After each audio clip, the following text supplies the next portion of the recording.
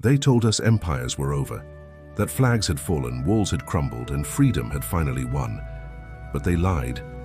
Empires didn't die, they just went digital. You don't see them marching through your streets anymore. You carry them in your pocket. You scroll through them every morning, you feed them. With your time, your clicks, your very thoughts. This is the empire that doesn't conquer land, it conquers minds. It doesn't take your freedom by force, it trades it for convenience. You don't even feel the chains because they're made of code. Every empire in history wanted control. This one has it, perfectly. It doesn't need soldiers or borders or kings. It only needs you. Every search you make, every word you whisper to your phone, every moment you spend staring into the screen, that's tribute paid to a new throne of power. We used to fear the eye of Big Brother watching us. Now we stare willingly into it and call it connection. This is not the age of nations, it's the age of systems. And the new emperors don't wear crowns, they wear logos. The wars are invisible, the weapons are invisible. But the conquest is absolute. Welcome to the last empire. When the 20th century ended, we believed the age of domination had closed with it.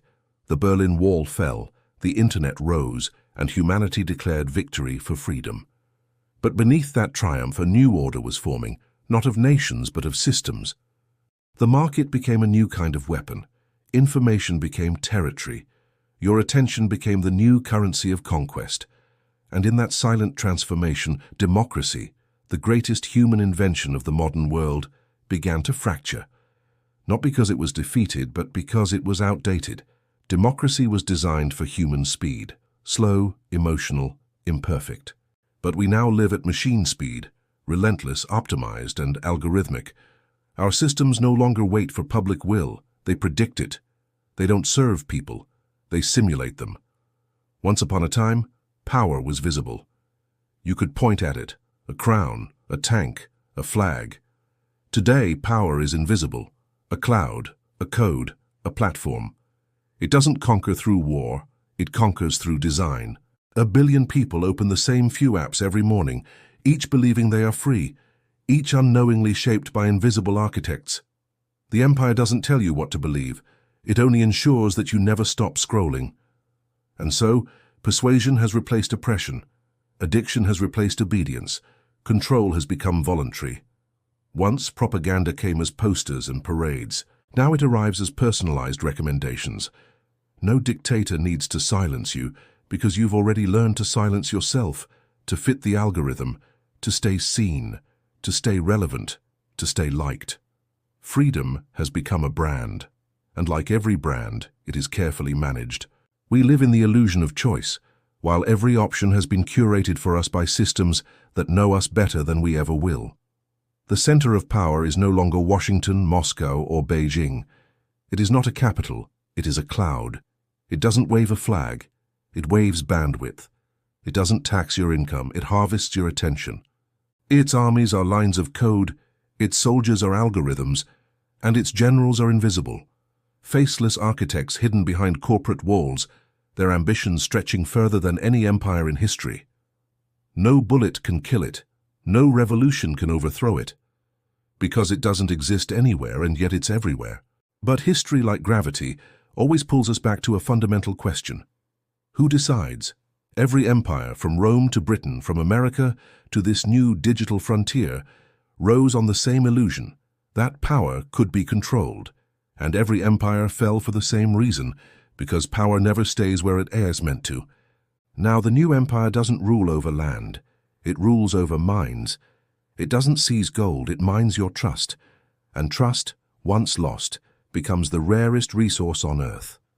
Some call this progress, a borderless, intelligent, interconnected civilization. Others call it the end, a simulation so perfect that we forget what's real. Perhaps the truth is both.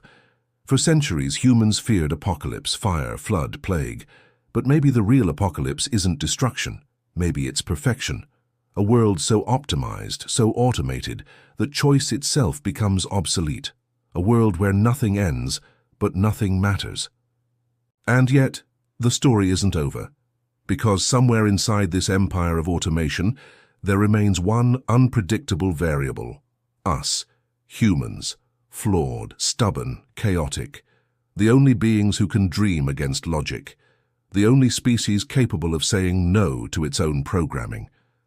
If history teaches us anything, it is that every empire believes it will last forever, until one ordinary person decides it shouldn't. We have seen the rise of gods, kings, nations, and machines. Now, we stand before the last empire, the one that doesn't enslave bodies but captures souls. It doesn't need to silence us, it only needs to keep us comfortable. It doesn't take freedom. It makes us forget why freedom mattered in the first place. And so the question for our time is simple and terrifying. When power no longer needs to be visible, how do you know when you're no longer free? This is not the end of history. It's the reboot. Next time, we return to the oldest ambition of all, the dream that built every empire and broke every god, the human desire to create forever. Thank you for watching.